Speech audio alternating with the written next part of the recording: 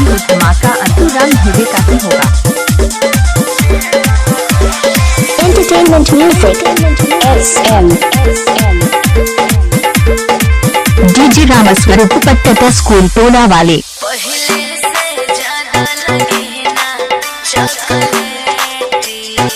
DJ Anturam Dhurve गोबामान।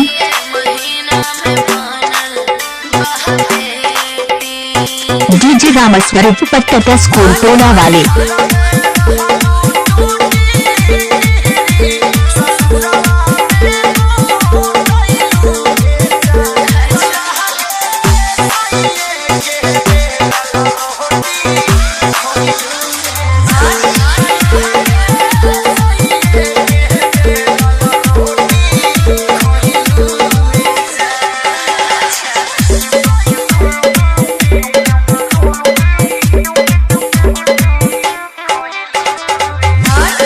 Entertainment music SM DJ Ramswaroop Pattata school टोला वाले।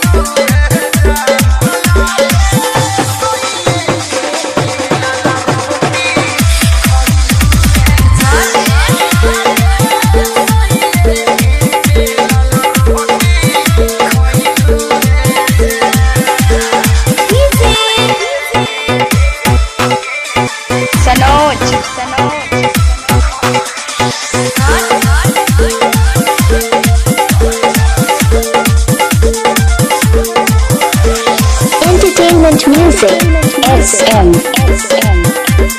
जब तक सूरज चांद रहेगा तब तक अंतु नाम रहेगा।